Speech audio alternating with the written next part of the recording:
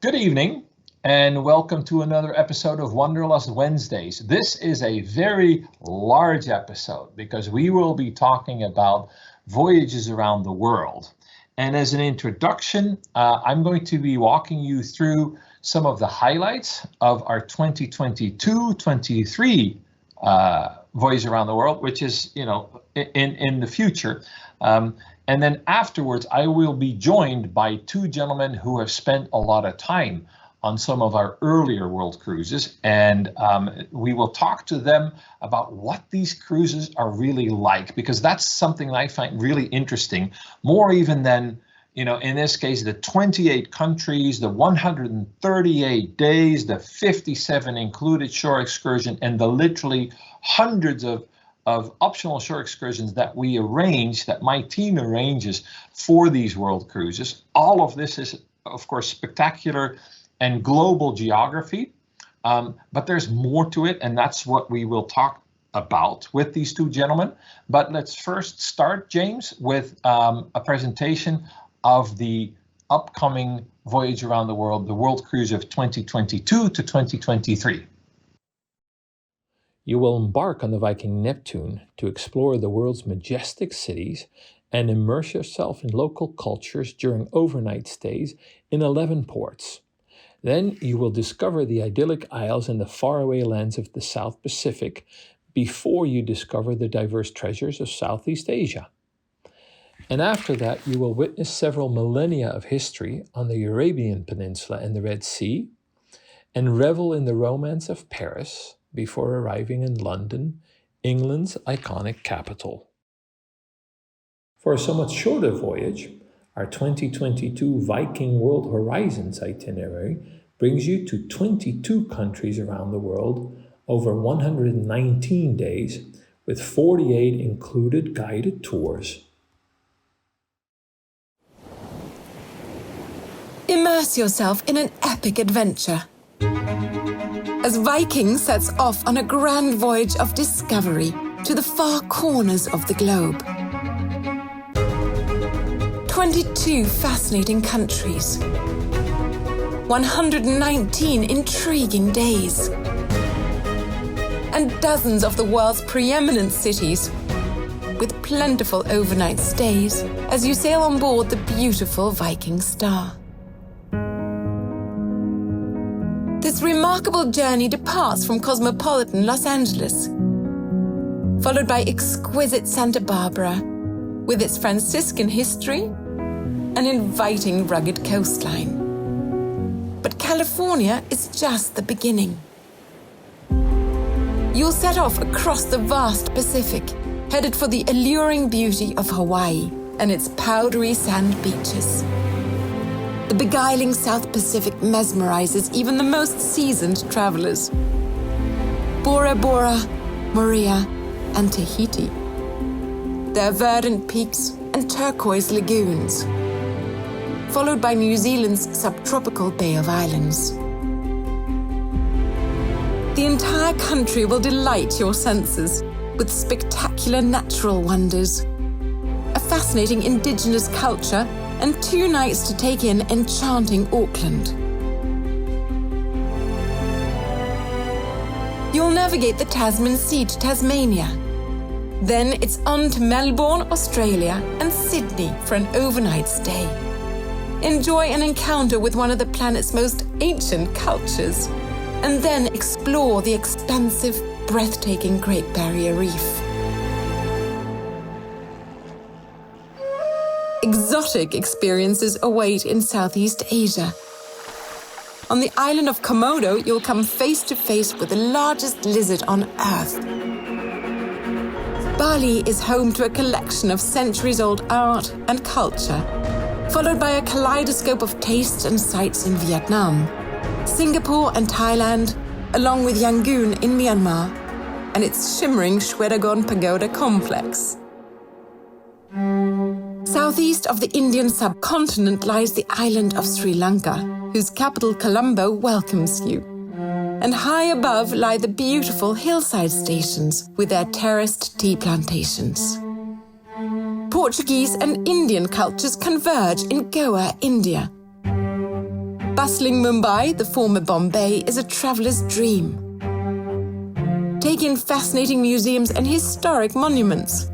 Or consider visiting Agra's white marble wonder, the majestic Taj Mahal.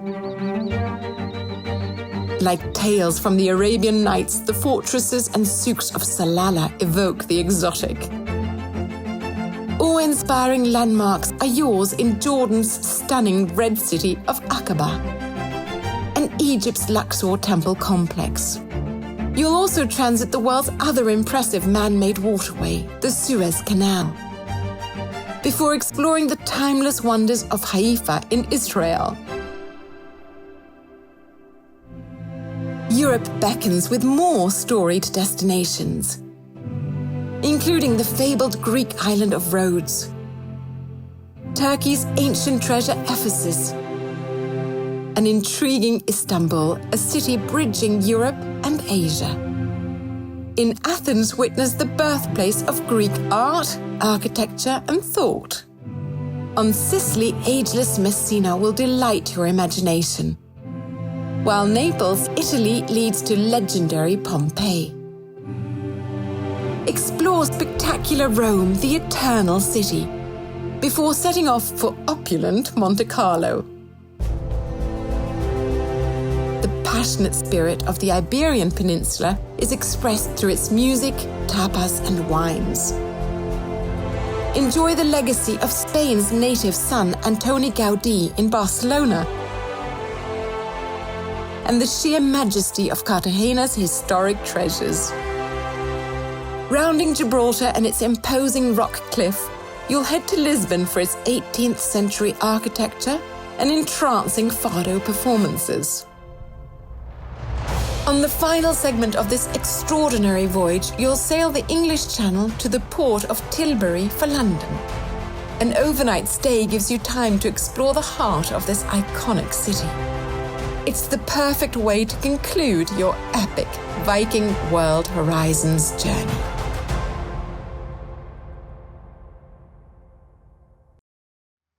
Join Viking Star as she departs on a grand voyage of discovery. A South Pacific sojourn showcases French Polynesia, New Zealand, and Australia. Then traverse Asia from Indonesia to India and beyond. Next, discover Istanbul at the crossroads of two continents and explore historically rich locations in Italy and Spain. Spanning dozens of ports in 22 countries, Viking World Horizons offers an enriching cultural experience. Grand voyages are also full of limitless discoveries. And they are economical because you pay just one airfare as you combine multiple Viking ocean journeys. You will traverse the world's oceans on one of our epic odysseys, raise a glass to the wonders you will explore along the way. From left to right, we have our itinerary maps. On the left, our Grand Pacific Explorer itinerary brings you to 14 countries over 93 days, with 48 included guided tours. Then, our Australia, Asia, and Alaska itinerary brings you to 13 countries over 79 days, with 39 included guided tours. And finally, our Far East and Alaska itinerary brings you to 6 countries over 37 days, with 19 included guided tours. Combine Komodo and the Australian coast, Bangkok, Bali and beyond, Southeast Asia and Hong Kong, Far Eastern Horizons, and North Pacific Passage for a remarkable 79-day journey. From the land down under in Indonesia to Indochina and the northern reaches of America's last frontier, join locals and delve with them into an astonishing array of cultural treasures and breathtaking natural wonders. Overnights in 13 ports bring your destinations into sharp focus. Combine Far Eastern Horizons and North Pacific Passage for an epic 37-day voyage. From imperial treasures and cities risen from ash to former Soviet ports and the magnificent beauty of Alaska, you will accompany locals as they reveal what they love most about the varied places they call home. A historic Pacific crossing links these diverse cultures, and overnight stays in 6 ports let you explore fully and take in the nuances and complexities of the North Pacific. So now let's explore what awaits you in some of our favorite ports on Viking World Cruises. And of course, we can only pick a handful of them. If we were to pick all of them, we would be talking until there's no daylight left. So let's get started. Auckland is the cultural capital of New Zealand's North Island, and it is known as the City of Sails.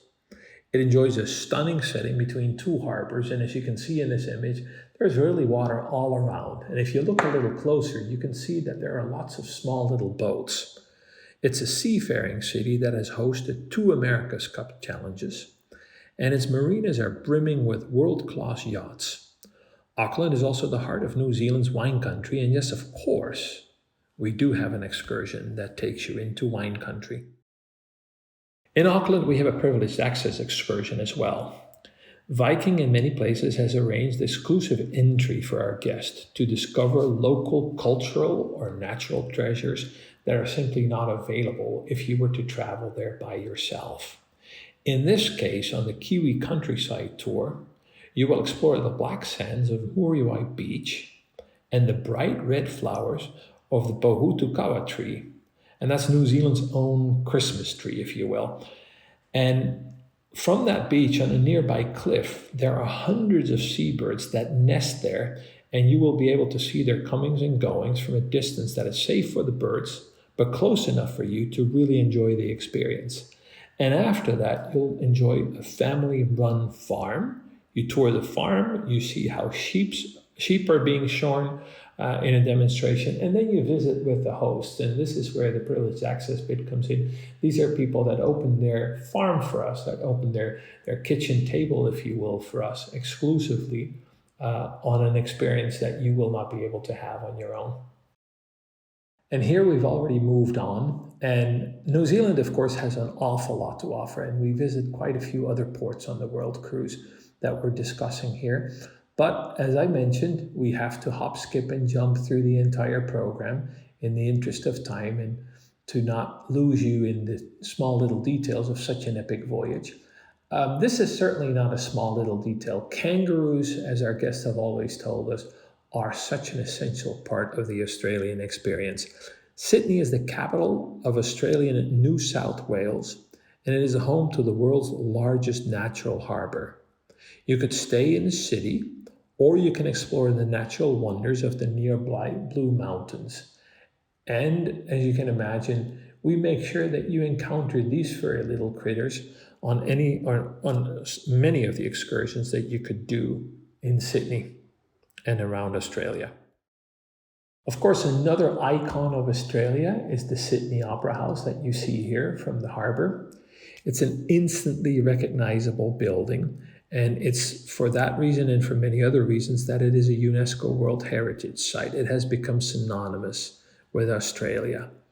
And on the tour we offer, you can step backstage with a certified opera house guide and learn some of the secrets of this remarkable building. And whether you're interested in music or drama or dance or opera, or even just architecture for that matter, this is a treat that you will simply not want to miss.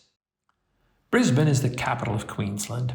It's situated on the Brisbane River, and it's spread out over hills rising from Moreton Bay. Brisbane itself is known for its culinary scene and many art galleries. We have a special natural world tour in Brisbane that will allow you to meet koalas and other Australian wildlife up close. You meet the keepers of these animals, and you learn about the wildlife research that is being conducted at this facility that is largely focused on protecting these animals in the wild, bringing them back in the wild in as much as they have lost their way and ended up in the sanctuary. And you'll have an opportunity to hand feed animals in the kangaroo reserve that is adjacent, and that is home to around 150 free-ranging kangaroos and wallabies. We take a little skip forward again, and we end up in Komodo Island, the stunning home of magnificent wildlife, including its namesake Komodo dragon. The island is also home to some pink sand beaches, which are only found in very few places in the world. It derives its color from microscopic animals called foraminifera, which deposit a red pigment on the undersea coral. When the coral particles mix with white sand, they produce a lovely reddish pink color on the beach. Here in Komodo, you will encounter the rare and fearsome Komodo dragon, and they are relatively slow. They look a lot more dangerous than they really are. And they live here in their natural habitat. As you walk over Komodo Island, the island is theirs, it's not really yours, you're only visiting. Komodo dragons are relatives of the dinosaur, and they are the world's largest reptiles, able to reach lengths of over 10 feet and typically weighing about 150 pounds. You will visit Komodo National Park, which encompasses 26 islands, and it is home to about 5,700 of these legendary creatures that exist nowhere else on Earth. Traveling on, we now land in a very spiritual place, the island of Bali. Here you can experience colorful markets and a very rich, very thickly layered culture of arts, craft, traditional dance, and a plethora of different religious beliefs. We have an evening tour in Bali that will give you a taste of this very rich local life. Tours that focus on local life generally provide very fascinating insights, and they kind of focus on the rhythms of daily life in the ports that you visit. Tonight you will dine al fresco and enjoy a spectacular ritual kekak dance shown at Bali's bird park. The park plays a key role in protecting and conserving 250 endangered species from Indonesia, South America, Africa, and Australia. And as you eat dinner, you will witness a fascinating performance of a ritual dance that recounts an epic tale from the Hindu Ramayana. Our world cruises and our grand voyages include at-sea days, and those provide you with an opportunity to explore the ship's onboard amenities and to take a breather. As you know, if you've traveled on with Viking before, we really want you to experience the destinations, and you have to have a little bit of energy as you travel from port to port. So those sea days tend to be a very welcome moment of R&R. You can try the spa. There we have various different treatments. You should really try some of the Nordic bathing rituals, the hot, cold, and the light, dark interchange or juxtaposition. And the best way to really have a sense of what we have on board is to watch this little video. Viking, the world's newest ocean cruise line, is yet again a world's best. Explore the most intriguing destinations on our award-winning small ships. Designed as upscale hotels, our elegant ships deliver a superb, inclusive experience. With enriching shore excursions, spa access, alternative dining, all veranda staterooms, Wi-Fi, and much more. Experience what Berlitz called the best value in cruising today. Architectural Digest heralded Viking as one of the best new luxury cruises. And we're very proud to have been named a world's best 5 years in a row by Travel and Leisure readers. Viking has reinvented ocean cruising. Now we will call on Ho Chi Minh City, formerly known as Saigon. Here you can witness fishing villages and floating markets on the Mekong River. It's an enormous delta, and it's an area where urban life and if you will, a rural lifestyle come together. The city is also the access point to the Khmer temple complex of Angkor Wat and Ta Prohm Temple in Siem Reap, Cambodia. You can take a somewhat longer trip from there that takes you by aircraft up into Cambodia. In Ho Chi Minh, I'd like to highlight an excursion that takes you to an artist village on the Saigon River. Here, craftspeople from different regions of Vietnam have come together and created homes and galleries. And they work in a variety of media, from wood to pottery and from oil paint to lacquer. And we will have local artists that will walk you through many studios featuring styles of art inspired by the artist's regions of origin. So they visit with their colleagues. And you will also learn about Vietnam's national dress during a tour of the Ao Dai Museum. So it's a very culturally tinged tour that also has aspects of local life and working world in it. A glimpse behind the scenes of this industry, of this arts and crafts industry that you would normally not get. Singapore is the world's only island city-state. It is a 63-island archipelago, and Singapore itself is home to diverse traditions and cuisines. It's really a crossroads of Southeast Asia. And it's also one of the continent's most cosmopolitan cities, with people from all over the world flocking here. It has great modern architecture. It has, in particular when it comes to food, very long Asian traditions from all over the subcontinent, as people have flocked here over the centuries. And one of the great ways to experience just how colorful Singapore is and how culturally colorful it is, you can go with us on a journey while you discover Singapore's contrasting cultures and fascinating history during a tour of all its eclectic neighborhoods. Highlights will include the Chinatown Heritage Center, Little India, the Sultan Mosque, and the world-famous Raffles Hotel. And a delicious 8-course lunch at a local seafood restaurant caps the entire experience.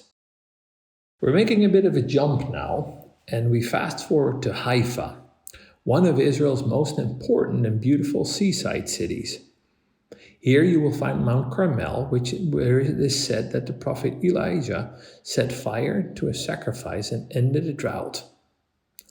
On the mountain slope overlooking the city, enjoy commanding views of the magnificent terraced hanging gardens of Haifa, the center of the Baha'i faith. On this excursion, enjoy sweeping views of Haifa from atop Mount Carmel and sample fine Israeli wine at a renowned winery. We call this Scenic Haifa and the Amphora Winery. Here, the land was cultivated for winemaking, and it kind of pioneered the wine industry in Israel in a very eco-friendly way of producing. You will also tour the exquisite Baha'i gardens, or the Hanging Gardens of Haifa, and this holy site is recognized by UNESCO, and it consists of 18 stunning terraced and geometrically shaped flower gardens. We will now travel to a city that lies both in Europe and in Asia. And this, of course, is Istanbul, where East meets West. The city is located on the Bosphorus Strait, and we will spend most of our time on the European side, the old city of Istanbul. That old quarter skyline is full of domes and minarets from the Ottoman era, and it's really one of the most magnificent skylines in the world. In an evening private visit to the Hagia Sophia by night, you can see this magnificent building and go inside, view these priceless treasures during a private, privileged access visit, which is completely free of crowds. It's just you and your fellow travelers. The Hagia Sophia was originally built as a cathedral and then later converted to a mosque. And today it is a splendid museum containing some of the world's most beautiful mosaics and frescoes, but also just layers and layers and layers of history, plus runic inscriptions that were left by the Vikings back in the 10th century. And speaking of skylines, this is one of the most recognizable in the world. This, of course, is the Acropolis Hill overlooking Athens. And this city has been called the birthplace of democracy, and its legacy looms large, of course, all over the Western world.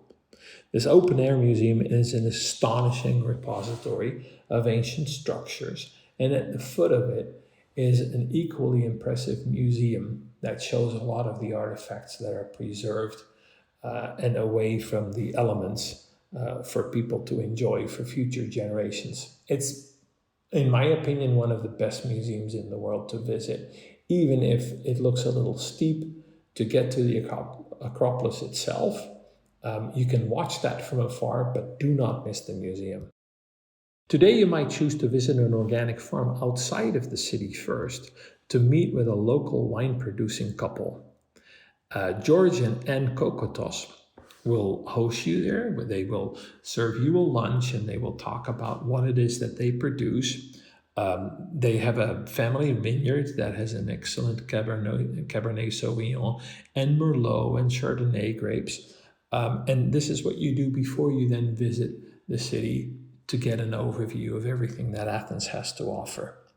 And this obviously is again, kind of a combination of local life and working world elements that are so instrumental, that are so important for the Viking way of exploring the world.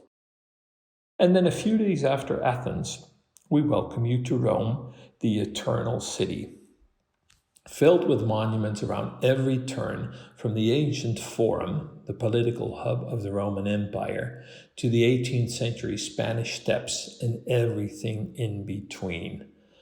2,000 years of history in stone is what you find in Rome. In Rome with Viking, you have a unique opportunity to visit the Vatican Museum and the Sistine Chapel after hours. You will have the galleries to yourself to admire pieces from Raphael, Caravaggio, and Botticelli.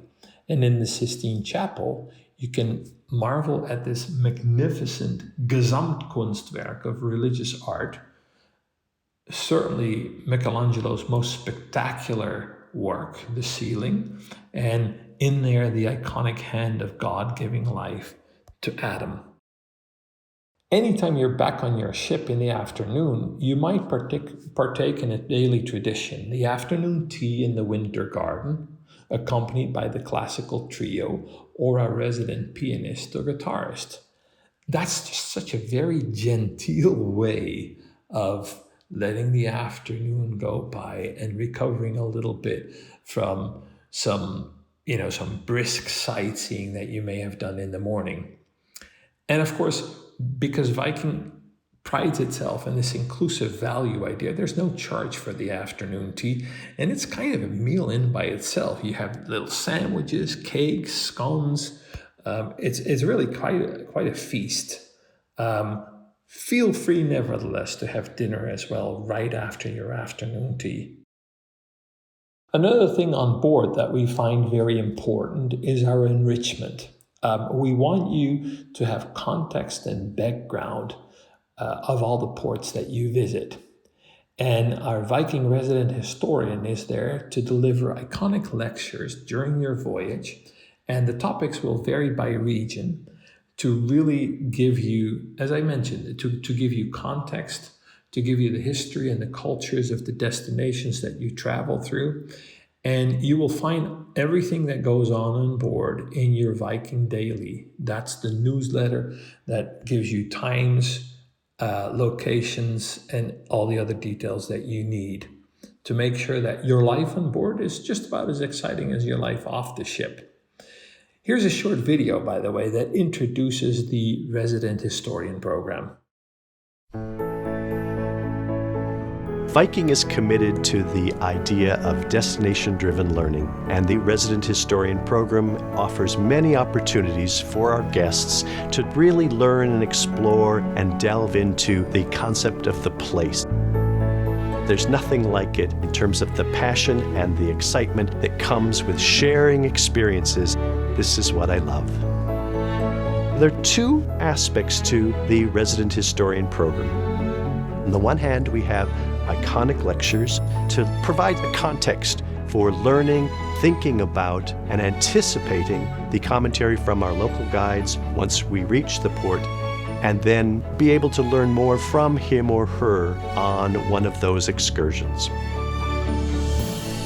We include aspects of the architecture, of the painting or sculpture or music, what it is that was so important in that chapter of history that was coming to life, perhaps for the very first time in Western civilization. But we also offer what we call round tables. These are smaller sessions that return one to a university setting with a discussion section. Guests who are keenly interested in a more minute or a specialist subject about the area that we're visiting. So that discussion section format is a little bit more intimate, breaks down some of the barriers of our large Star Theatre audience, and allows us to also learn from one another. The resident historian also addresses various aspects of world history. So it's not just the ancient history, but also thinking about the people of the medieval periods and even up to the contemporary concerns. A resident historian may deal with the history of thousands of years ago, but as well the important and significant aspects of history in our lifetimes. Our resident historians are drawn from a wide variety of different facets of the field of history.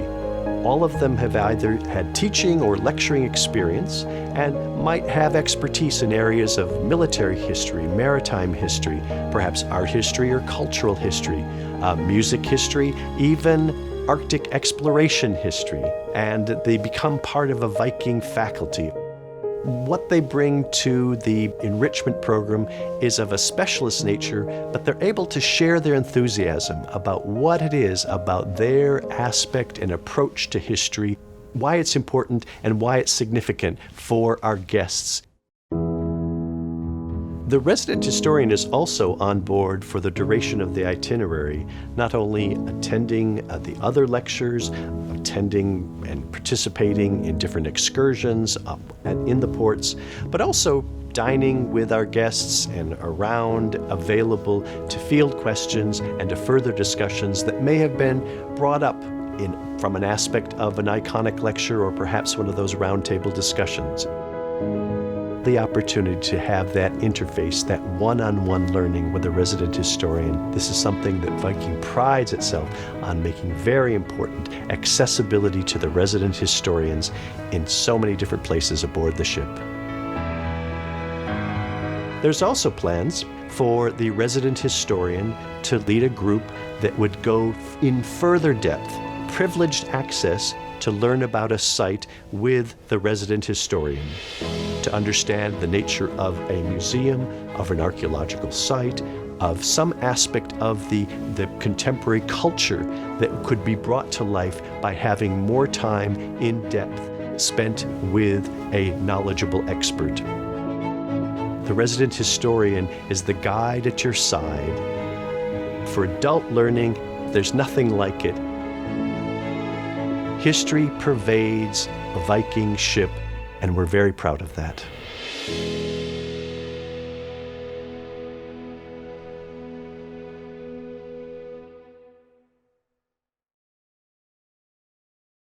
Sailing on, and we welcome you to sunny Barcelona. And Barcelona is the Catalonian capital of culture. It is just such a wonderful, colorful city with so much to see. You can stroll along Las Ramblas, a boulevard that is by and large only for pedestrians. Just north of Las Ramblas, you will find some of the architectural masterpieces of Antoni Gaudi, the man who called Catalonia home and who was so iconic in the history of the architecture of the region. There's Park Güell that you can see on this slide.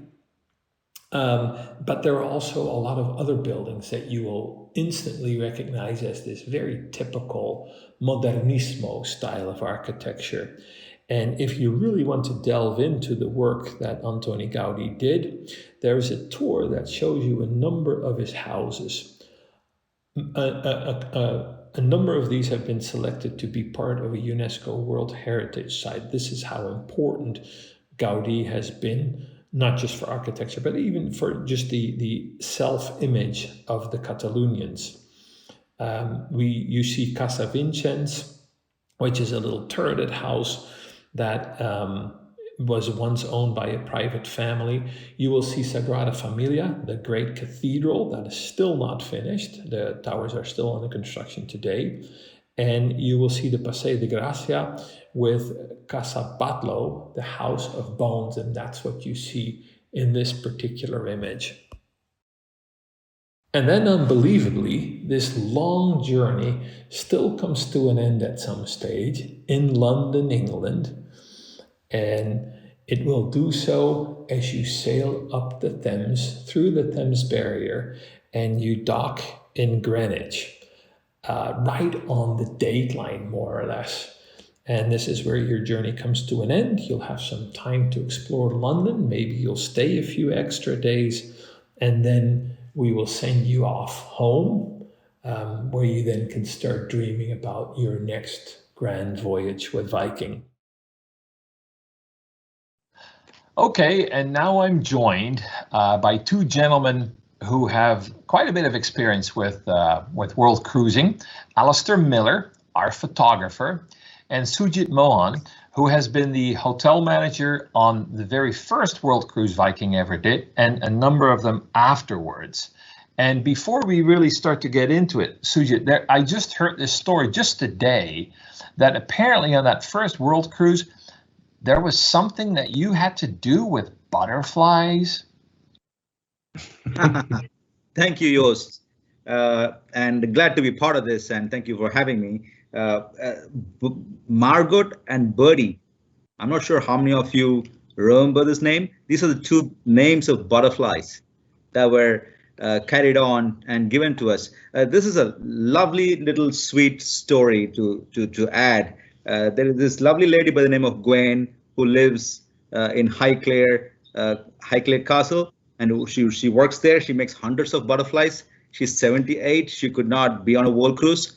And there she was. She met our executive vice president, Miss Corinne Hagen, and she gave these butterflies to her. And she requested, can the butterflies go around the world for us? And there it was. The story started. The butterflies ended on the Viking Sun.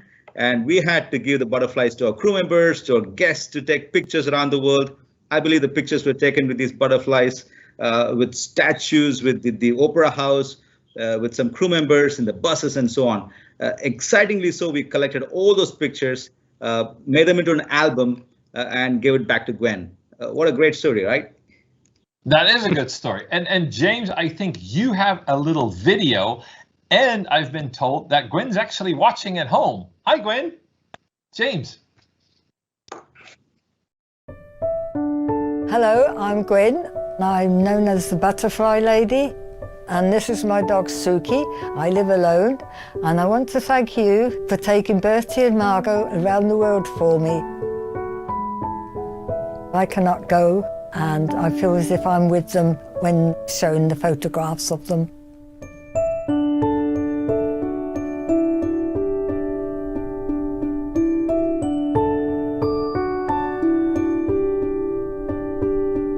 I've got a lot more butterflies, and I hope one day might be able to go and take Tom, Dick, Harry, Jane, John, Jean, Jack, Joe, Alex, Alexander, May, Snowdrop, Daffodil, Tulip, and everyone else who hasn't got a name yet. Thank you.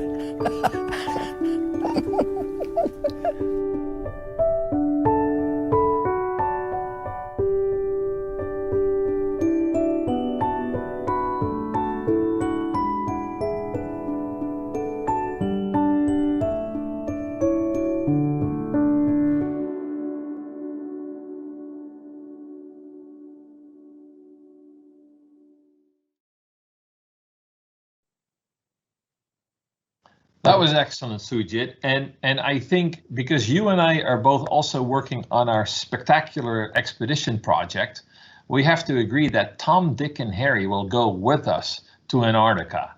Is that a deal? Absolutely. But right, there's very one good. problem, Joost. We are fully booked. I don't think there is space for them. All right, gentlemen, I was going to ask some questions, and I will start with you, Alastair. Just how is a voyage around the world different from any other journey that you could make? Big question. Yeah, big question to get me going, Joost. It's good to see you again. And Sujith, it's lovely to see you. And hi, everybody. I'd just like to point out, I didn't tell you, but I'm proudly wearing my World Cruise 2019 badge here. What is different about a world cruise? You know, if you want to understand what a world cruise is about, I think the best thing to do is at the end of the voyage, when everyone's disembarking, go and stand by the gangway, and you'll see a lot of tears, and you'll see a lot of hugging, and you know, basically people don't want to get off the ship. And I like to think of it as a kind of very nice, gentle Stockholm syndrome that sets in. The reason is that you spend a lot of time with your fellow guests and the crew members, and there are quite a lot of sea days, obviously, and you become part of a shared community. And there's a very strong feeling of being part of a shared community on the ship. You're on a floating village, and as with any community or any village, when people leave, it's a sad occasion.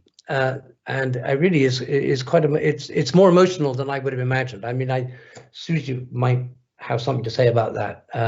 I was quite surprised how attached you do get to the ship, and how quickly it becomes your home, and how difficult it is to leave it. The other point I'd make is a world cruise. There's two things. There's time, and the way. I mean, obviously, a world cruise is longer than a normal cruise. So there's that sense of it of time, but also the way time stretches out over the ship. It's not the same kind of ambience on board as it is on a normal cruise. Everything seems to settle down. It doesn't get slower, but it gets gentler in a way. I also think that relationships with your fellow guests and with the crew members who you're seeing on a daily basis and eating meals with, or you're running into them in the corridors, and those relationships become really strong. And I know for a fact that many people after the cruise is over keep in touch with each other. I keep in touch with people I've sailed with. I had an email just now from a couple called Greg and Wendy in the States, who I know are watching right now. And it's that's the same with the crew members. And so you have time and relationships. Those are the two things that I would say highlight the difference in a world cruise. Okay, thank you. Sujith, I have the same question for you, and then to kind of go on a little bit further, my second question is, can you also comment on specifically the relationships between the guests and the crew as these evolve over the duration of the journey? Well, thank you, Joost. The world cruise is like unlike any other. That's what it is, and it is a very special relationship. The connection with the crew is more than family-like, which adds value not only to the crew but also to our guests. We travel the world in comfort, but that's just an understatement when it comes to Viking specifically. We bring in entertainers from around the world. We go to Sydney, we bring the Aborigines. We have great food on board. There are sufficient variety on board. At the same time, we cater to local dishes. Our chefs are chosen in a way that they are flexible, take guests to the market. Excursions are inclusive unless you want to fly off or fall off a plane or climb a bridge. I know some of the guests have never cooked. We have cooking classes on board where I know guests who have learned to cook during this time period, and now they cook for life, and they're now great cooks. We get to be interactive with the bridge. The offices are very interactive and friendly, and so on. There's a whole host of, you connect with the operation, you connect with the product, you connect with, and you take back so much value with you. The number of crew on board are from 50 different countries. The cultural interactions from crew are phenomenal and outstanding. Just as Alastair mentioned, the last 2 weeks are very intense because we have established a relationship over a period of say 100 plus days. and the departure becomes very hard. Back to you, Joost. Okay. All right. Thank you. So I gather that there's an awful lot going on. There's learning going on, and you gave me a great idea, because I have a 16-year-old at home, and in 2 years from now he will be old enough to travel on the Viking cruise, and I'm going to put him on a world cruise because I am always so impressed with our housekeeping, and I'm sure that after a world cruise, our housekeepers will have taught him how to make his own bed. So I just think that's phenomenal. I have an idea here. Thank you. Alastair, as we started to ask, so you're the photographer. We look at you as our photographer because your works we see them on the ships. There, you have books. You know, a lot of our brochures have your imagery. And what is your role on a world cruise? Well, Joost, I can start by telling you what my role isn't. And what I don't do is take pictures of our guests with the captain and then try and sell them back for $25 each. I don't do that. I guess my main role probably is to inspire people to get off the ship, get out there and take some great photos. I go off the ship with the guests. I'm not pushy about it. I let people come to me, but I'm always happy to talk about photography. I'm not a particularly technical photographer. I'm not great when people ask me, well, is this camera better than this one, or should I get this lens rather than this one? But I think I can be fairly good at just generating enthusiasm. That's probably what I see as one of my main roles. The other thing I'd say is once we all get back on the ship, I'd get quite involved with, I'm happy to get involved with the editing process because, and I'll say this now, I mean, in my opinion, people take way too many photos, particularly now because it's just so easy to take so many photos, and it doesn't cost anything to take many photos. But the problem is you end up, and I see people scrolling through hundreds and hundreds and hundreds and hundreds of photos. So I encourage people to really edit as they go. And I help out a lot. I'm available to help out a lot with that. Other than that, well, I give on the last World Cruise, I gave a couple of lectures, and you know, I'm just around. I'm always happy to sit down and have a drink and talk about photography and get people to show me their work and criticize. I think criticizing your work and criticizing my work is a very important part of the whole process. So, and the other thing I want to say, just before I end, is that one of the main reasons, one of the things I come to realize is that one of the most important reasons why people go cruising is to take photographs. Photography is a huge part of many people's cruising experience, and particularly on a world cruise. And so I try to keep very aware of that. And I think, to be honest, that's increasing. It's becoming more and more so. Because now, well, we all, apart from anything else, we all walk around with cameras in our back pocket. So we're all taking photos. But my job is to try and help everyone take better photos. There you go. Excellent. That's really good. Now, for both of you, I have the same question, and I'll ask Sujith to go first. Give me, just in a nutshell, because we also want to get to the questions our viewers may have, but give me maybe one or two of the most memorable things that you experienced on any of these voyages around the world that you've done. Sujith, you go. Thank you, Joost. And I think just in continuation of what we heard, he's not only a photographer, he is also a flying photographer. I believe the first world cruise we had, at least we hired, I believe, 12 helicopters to take pictures from around the world. And he was on each and every one of them. One such incident that I recall, Alastair, I'm not sure if I know you fly a lot. If you recall, the Viking Sun was in Sydney for the first time ever. Coming in, a beautiful ship, coming into Sydney. And when we left from Darling Harbour under the bridge and right next to the Opera House, you were up there flying. And we had a beautiful sail away. And off we went And about half an hour later, Alastair calls us. He says, "You know what? Can you come back again? I didn't get some good shots." So what we had to do was, captain had to go back to the pilot, and pilot said, "No problem, let's go back." So we turned the ship back again. We sailed back into Sydney Opera House, and then do a 360 degrees in the busy Sydney Harbour Bay. You know how busy Sydney can get.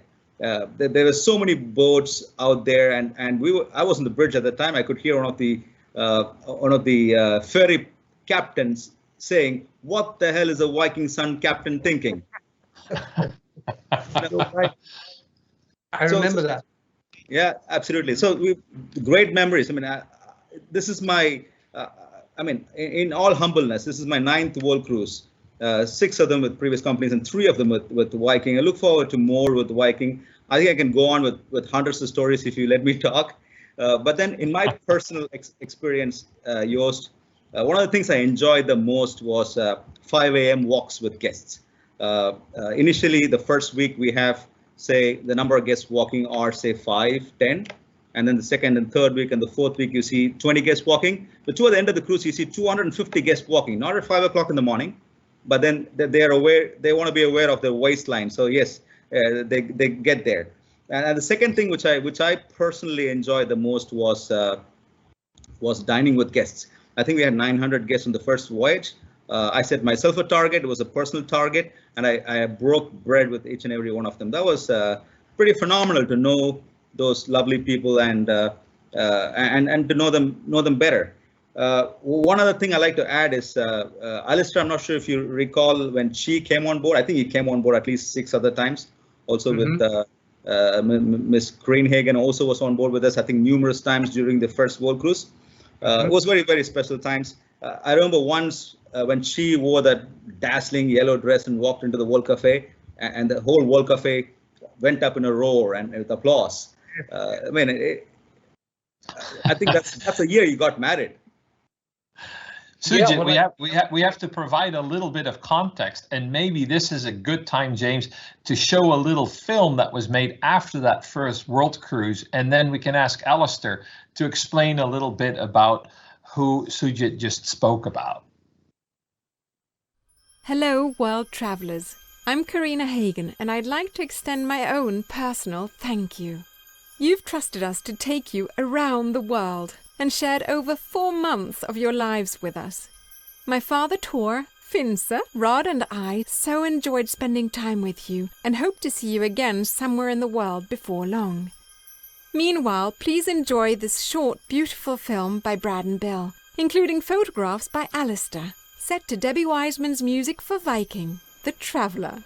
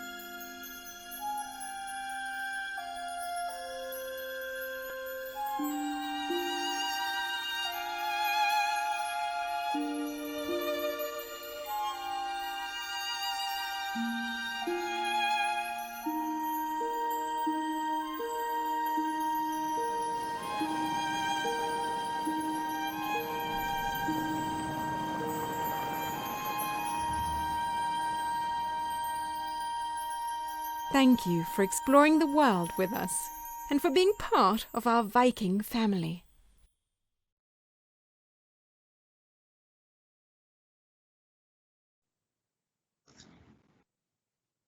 So, Alastair, I think a lot of these images were yours, and now you got to tell us about the lady in the stunning yellow dress and your adventures on that world cruise. It sounds like a song, doesn't it? Lady in the yellow dress. She's my wife, and her name is Chi. She comes from Vietnam, but she's now a Norwegian citizen. She was one of the boat people a long time ago. That's a whole nother story. That's a whole nother video, Joost.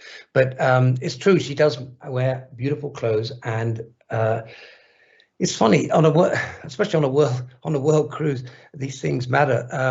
It kind of became the subject of the day. What is Chi going to be wearing today? And as Sujith said, there was that time when she wore a spectacular yellow silk dress and walked into the World Cafe, and spontaneous applause just broke out. And I just hovered in the background, as usual. So that's Chi. Yeah, that's my wife, Chi, who is also a very, very good friend of Karina Hagen, and I'm very lucky that she's able to come on the ship with me. Mm-hmm, mm-hmm. And I believe that there's an episode that's dedicated to her and her path from Vietnam to Norway on Viking.TV, isn't there? Yes, there is, and it's quite a story. And it's I don't think I'm giving anything away here if I tell you that Karina is writing a book about Chi's life, and I'm not going to. It'd be too much to tell you right now, but it's pretty eventful. And a reading was given on the World Cruise by Karina from the book, which was not quite finished, but it will be. And my wife Chi was on stage, and what was lovely was this reading was done in the South China Sea, which is where my wife was rescued by a Norwegian ship when she was on a tiny little boat as a refugee sinking, and there was a lot of emotion around the room. So that's, yeah, if anybody, I recommend them to check it out. It's quite a story. And then she moved on and married a famous photographer, Alastair Miller, and they lived happily ever after. It's a great story. It's really good. It's really good. Yeah, it's a good story. The story's not over yet, Joost. It's still going on. All right, very good. Heather, are you there? Because now it's time for our guests to ask questions of these two gentlemen, and we'll do our very best to answer. Thank you, Joost. Yes, we've had lots of questions sent in. So I'll start with this one. It's from Diane in Atlanta, but there are a couple of people asking similar. So Diane is due to be travelling in 2021 on the World Cruise, which is going to be departing in December. So just wondered if you could give a little update on where we are with that in the changing situation. Okay, so yes, I can. You will be the first to get the final itinerary. We're working still on a few more details. We believe that despite the fact that parts of the world are still, not open to us, we've had our expert planners spend a lot of time coming up with a phenomenal cruise that will still cover the world.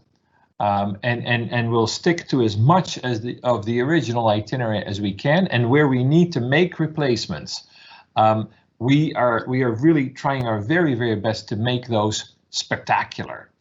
And I'm, and of course you know me as a person who's certainly a promoter of Viking, but I do truly believe that this will still be a phenomenal journey. I have every confidence in that's going to happen.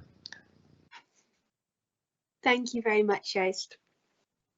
I think this next one is for Sujith. So this is from Kathy in the United States. And she says, regarding the crew for the World Cruise, is it the same crew who are signed up for the entire duration? Thank you, Heather. That's a good question. We try our best to have majority of the crew join at the same time. However, it's not always possible. We try our best to keep all managers, say, for example, captain, a couple of months, then another captain would come on for a couple of months. The cruise director, general manager, all key positions will sort of remain the same. However, for majority of our crew members, we try our best to equip them in a way that they come in at the same time, and we can't have them all leave at the same time and leave a stranded ship because the ship has to still sail on even after the World Cruise, and we'll have cruises before the World Cruise too. So we need to take into consideration the operation itself. So there will be the focus will be to keep it short. The focus will be to give majority of crew during the World Cruise and try to keep the crew changes to the minimum. Thank you, Sujith. This is probably also a question for you. So Richard in Connecticut asks, can you tell us about the embarkation day? What is the feeling like with the anticipation of the journey ahead of you? And is there a special send-off for the ship?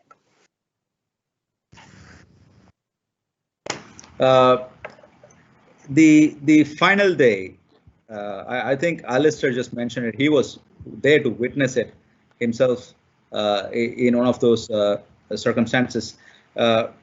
Do I understand the question correctly? Was it about embarkation or was it the debarkation of guests on the last day? So Richard was asking about embarkation. So the day you join the ship when you're about to set sail, and whether there's a special send-off as the ship leaves port for the first time, I guess. Right. I mean, a couple of occasions we did have fireworks and so on. We don't know what the plan is. It entirely depends on authorities and what we may have. But I think we'll keep it in wraps. We will not probably let you know. We'll have to wait to watch. Excellent. Thank you, Sujith. Next question comes from Rosetta in Atlanta. So this is probably one for you and Alastair. She says, can you tell us more about the lectures, classes and entertainment during the sea days? It's a very packed day. Well, we bring in lectures, which is what Viking is very good at. Lectures are kept to the region that we are sailing. We always have a resident historian on board as well, with knowledge which are imparted through their expertise. All throughout the day, there are lectures all the way through, and then toward the end of the day, almost pretty much by 9-10 in the evening, we will have entertainment, which will be a singer, a dancer, or a performer. Can I just say something, Heather? Two of my favorite memories of my time on a world cruise were to do with two people. One was an astronomer, and the other was an ornithologist, a bird watcher, and a bird expert. His name was Sir Robin Pitch. And these two were guys, they knew their subject. They would be out on deck a lot at the time. Obviously, the astronomer was out at night, and you could just go up to them and ask them, what is that star? Or what is that bird? Where's it going? What's it doing? How does it breed? And you were getting a lot of expert information, which was, I thought was and often on just a one-to-one basis. It was fantastic. I think we really want people to be curious, Alastair, and we want to be able to answer questions, because that's such a big, it's the joy of finding things out. It's the joy of learning, and I know it sounds a little cheesy sometimes, but this is what we do it for. Yeah, I know. I mean, I think it's very much part of the Viking. It's what travel is all about. Yeah, absolutely. Yeah, I agree. I couldn't agree more. Yeah. If I may add also, in addition to all of these, on a busy sea day, we always had, in addition to all of these, we had a knitting club. We call it the gossip club. that all the women got together at a location where they knitted. They learned to knit for a whole, say, 3-4 months. And then obviously we had mahjong being played. We had a bridge lecture on board. So a number of them who did not know bridge came on and ended up learning how to play bridge, and so on. And obviously cooking classes and cooking with the chef and so on and so forth. Yep. I probably shouldn't say this, but I'm a huge fan of sea days. Sea days, I'd be quite happy to go on a cruise and only have sea days, because the ship just goes quiet. Everyone's doing something. Everyone's getting involved, and it's incredibly relaxing. Bring on sea days for me, at least. I would agree with you. Heather, next question. Thank you.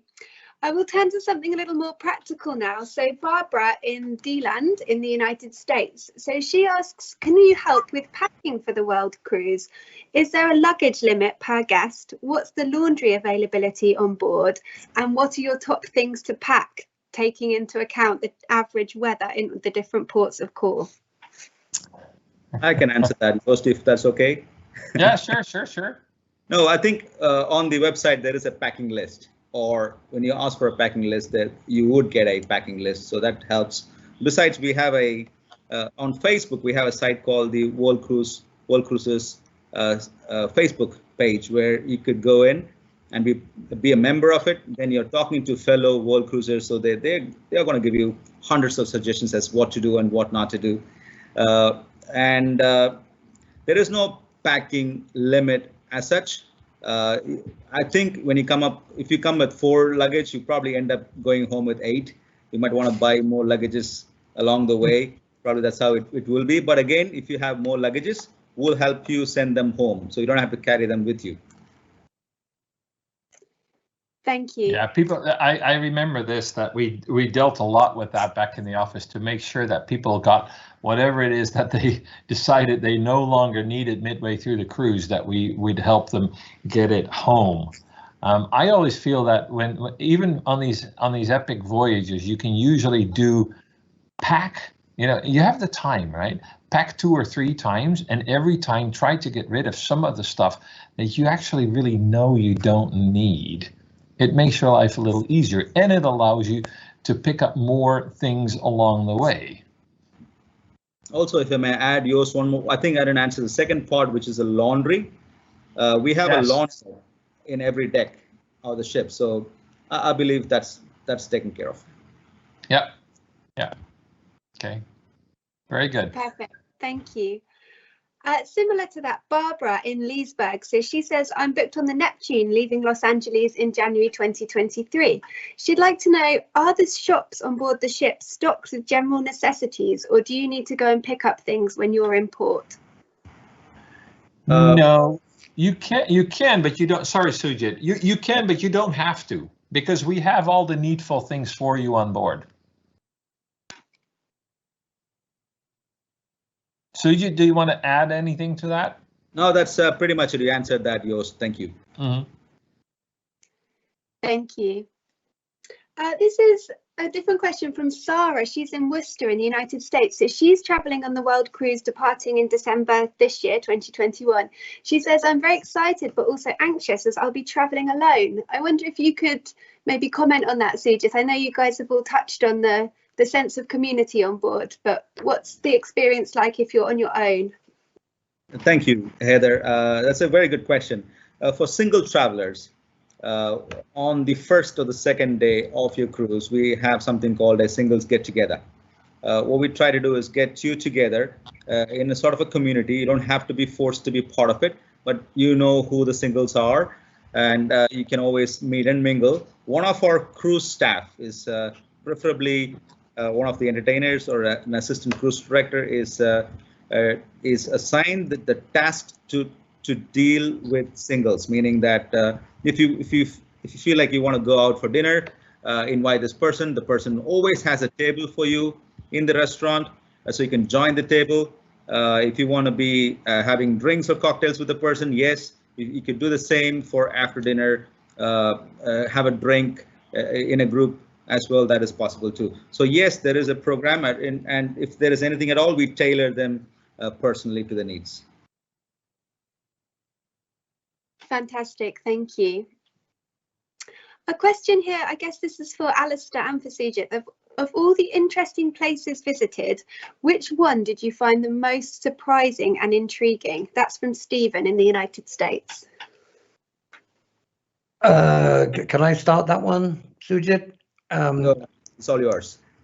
I mean, gosh, there's a lot to choose from, but one that sticks in my mind is the Falkland Islands, funny enough, just off the coast of Argentina. And we were only in there for 24 hours, not even 24 hours. I think we just arrived in the morning and left in the evening. But we did take a trip to see the penguins, the king penguins, on this amazing white sand beach. I think, James, you could have a picture of that. There we go. And it was just stunning because, I mean, they're beautiful animals on their own, but on a white beach with blue sea, and it was just, and the reflections of the penguins all in the water, it really made for, there you are, you have it, you see it there. It was quite surreal. And they were the most charming creatures. And that really stuck in my mind as a particularly, that was a particularly eventful day for me and a particularly good memory. Those are amazing pictures. Lovely. Well, it's an amazing place. Yeah, really, I recommend it. Sujith, what about you? I second that. Okay. Excellent, thank you. Just a few more practical questions, if that's okay, probably again for you, Sujith. We've got Howard, who's in Burke in the United States. So he says, thank you for a most informative and interesting presentation. My wife and I are booked on the 20th of December 2023 Viking Sky World Cruise from Fort Lauderdale to London. And he says they're both really excited, and he's obviously counting down because he knows it's 840 days away. But Howard's question is regarding medication. So would he need to bring all the medication with him that he needs for his trip, or can the medical team on board assist with prescriptions and things like that? It is preferably advisable to bring medication with him, considering that he has to check back with us. There is a line to the LA office that he can check how much medication he can bring on with him. And to verify that just before he starts packing all of it. However, I want you to know that going around the world, all medications may not be available, and his preferred brands may not remain available. So based on what his medication is, we can tailor to his needs. Perfect, thank you. This might be a question for Joost. So we've got Rhonda in the United States. So she's asking about the booking procedure for the excursions. Does it work the same way as on a regular cruise, where availability is tiered by stateroom, or chance to book ahead is tiered by stateroom? Well, the short answer to it is yes, it's tiered by stateroom, but we generally try to have people have a lot more time to book, because it's such a long period of time, and you have to, as I mentioned in the introduction, you have to go through literally hundreds of different things that you could explore and that you could do. And what we have found is that if we give you a lot of time, we can also start to see, okay, well, this is something that people really enjoy doing.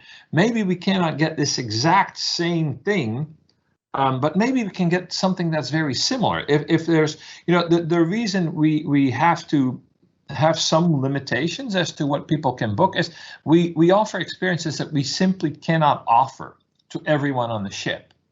But we always try to offer as much as possible. I remember vividly one particular world cruise, and Alastair, it's so funny because it was these were the penguins in the Falklands. Everyone wanted to see the penguins.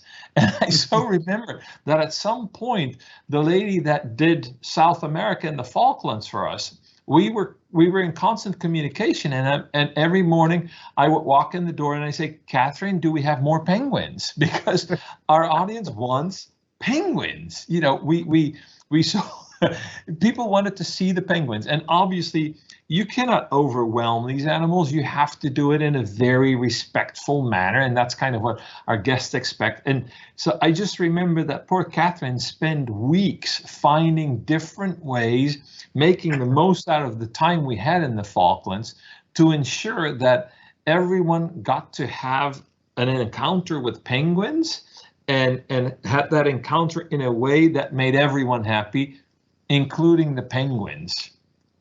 So whatever it is that you really want to do, I think you should rest assured that we do our very best to make sure that if there's anything that we find a lot of people are really interested in, we find a way. We do find a way. Excellent. Thank you, Joost. Question from Robin in New York. So he says, if you're unable to join for the entire cruise, is it possible to join for sections? It sometimes is, but it all depends on what we have found. And this is why we have this, the cruise that we presented, we have 2 departure dates. That means we have 2 of these. And we literally just did this because the first World Cruise sold out so quickly.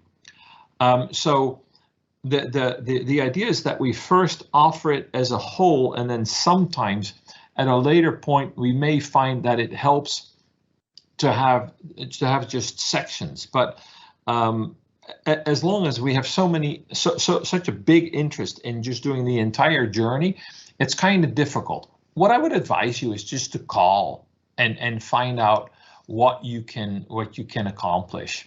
We have a flexibility. It's limited, but we certainly have a degree of flexibility when it comes to this. Excellent. Thank you, Joost. I think that's all the questions we've got time for tonight. So I'll just read out a couple of messages which have come in. We've got Nancy in the United States. So she says, "Dear Sujith and Alastair, I'm watching this episode and enjoying memories of my previous 2 world cruises on the Viking Sun. She says, I wish I could sail around the world with you again on another Viking ocean ship." That's from Nancy and Steve. I don't know if you guys recognize those names. Yeah, can I just say hi, Nancy? Hi, Nancy. Hi, Steve. Those are the 2 of the most adorable people you could ever meet on any cruise, never mind a world cruise. They're really remarkable people, and I love them lots. Yeah, wonderful. She gave me a task to paint. I'm still not painting. Sorry, no time, Nancy.